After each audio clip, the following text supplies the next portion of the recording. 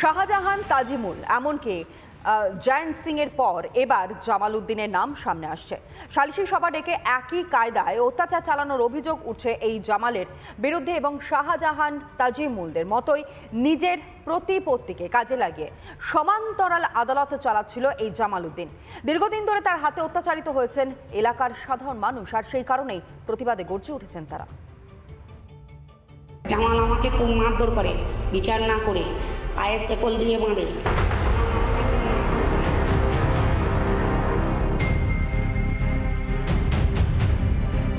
বাংলায় ফের সালিশি অত্যাচার। নীতি পুলিশের অভিযোগ শাসক দল ঘনিষ্ঠ বাহুবলী জামাল উদ্দিনের বিরুদ্ধে। অভিযোগ দিনের পর দিন সোনারপুরের সাঙ্গুরে বর্বরতার চাষ করে যাচ্ছিল জামাল উদ্দিন সরকার। মহিলাকে শিকলে বেঁধে অত্যাচারের অভিযোগ তো ছিলই, এবার তাজিমুল, শাহজাহানদের মতো একই কায়দায় সালিশি সভা ডেকে মারধর ও অত্যাচারের অভিযোগ জামালের বিরুদ্ধে। এলাকার বাসিন্দাদের অভিযোগ, তার কথা মতো কাজ না করলে কপালে জুটবে অমানবিক অত্যাচার, বেধড়ক মার। মহিলারা যখন তার কাছে যাবেন মীমাংসা করবার জন্য, সমস্যার সমাধানের খোঁজ করবার জন্য, তখন 10,000 থেকে 20,000 টাকা অথবা 50,000 টাকা দাবি করা হবে এবং যদি সেই টাকা তারা না দিতে পারেন তাহলে তাদের কপালে জুটবে বেধড়ক মার, শিকলে বেঁধে মারা হবে। বাড়ির ভিতরে সব শিকলের ঘাট করা আছে, ওর ভিতরে ওই একটা জলের হাওদা করা আছে, তাতেও হচ্ছে করে ওপর দিকে পা করে নিচেতে মাথা করে জলেতে ডুবিয়ে রাখে। আরও অন্ধকার একটা ঘর আছে, তার ভিতরে ছেলেদের উলঙ্গ অবস্থায় ল্যাংট করে টাঙিয়ে দিয়ে ওদেরও মারধর করে এবং আমাদেরকে শেকল দিয়ে বেঁধে অতিরিক্তভাবে মারধর করেছে। লাথি, কিল, ঘুষি, বাড়ি বাড়ি মারধর। পুরুষ মহিলা নির্বিশেষে জামালের বর্বরতার শিকার হয়েছেন বহু মানুষ।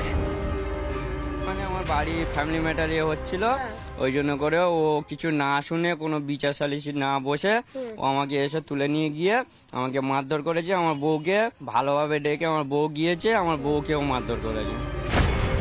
অত্যাচার চালাতে নানা রকম বন্দোবস্ত করা ছিল জামালের বাড়িতে, ছিল ইলেকট্রিক শক দেওয়ার ব্যবস্থাও। আবার বলছে কারেন্ট শর্ট দেবো, ও ইলেকট্রিকের করে রেখেছে উপরে, বলছে কারেন্ট শর্ট দেবো, যা বলবি সত্যি কথা বল। নির্বিচারে শিকলে বেঁধে মারধর করা হতো মহিলাদের। পুলিশের কাছে গিয়েও কোনো সুরাহা পাননি অভিযোগ নির্যাতিতাদের।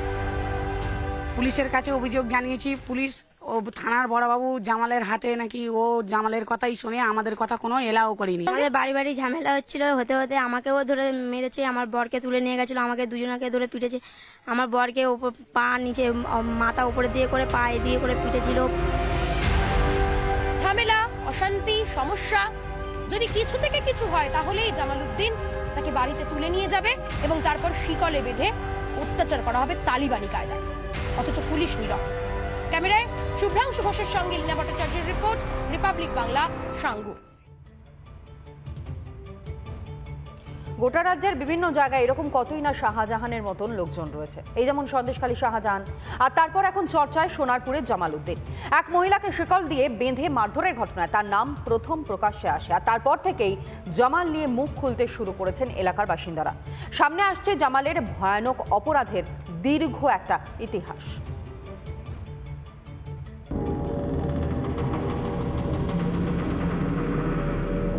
সোনারপুরের জামাল উদ্দিন সর্দারের কুকীর্তির ফিরিস্তি শুনলেই মাথায় আসছে সন্দেশখালীর শেখ শাহজাহানের কথাই।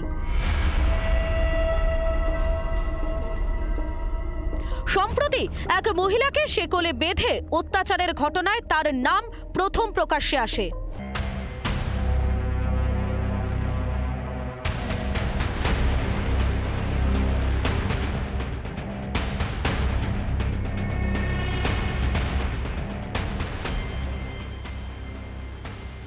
তারপর থেকেই জামালের বিরুদ্ধে একে একে মুখ খুলতে শুরু করেছে এলাকাবাসী।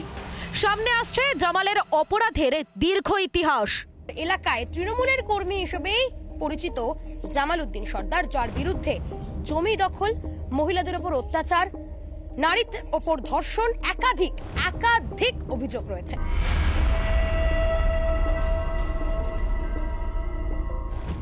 এলাকার মানুষজন যারা তাকে প্রথম থেকে দেখেন তারা যেমনটা জানাচ্ছেন যে নিজের পরিবারের সদস্যদেরও রেহাই দেননি জামাল উদ্দিন সর্দার।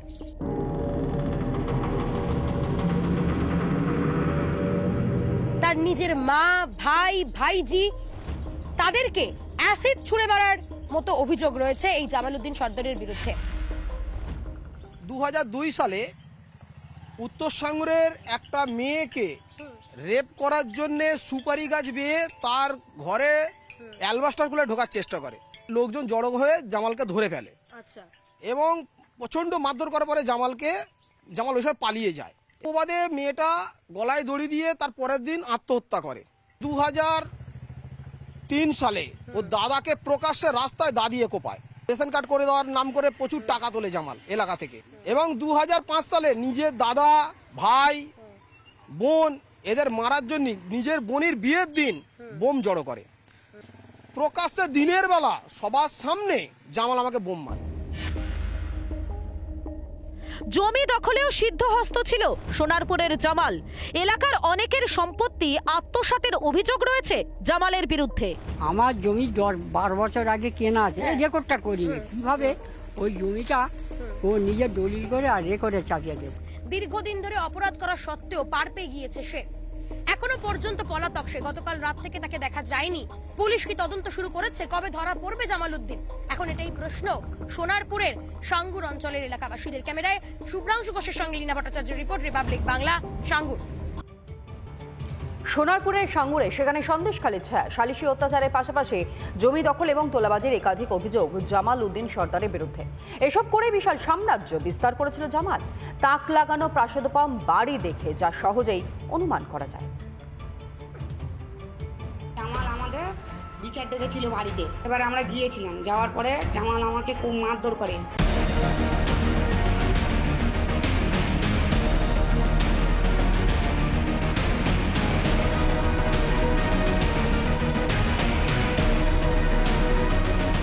সালিশি সভা ডেকে অত্যাচার, বেআইনি উপায়ে অন্যের জমি দখল, হুমকি দিয়ে ব্যবসায়ীদের থেকে টাকা আদায়। সন্দেশখালীর শেখ শাহজাহানের মতো একাধিক অভিযোগ উঠছে সোনারপুরের জামাল উদ্দিন সর্দারের বিরুদ্ধে।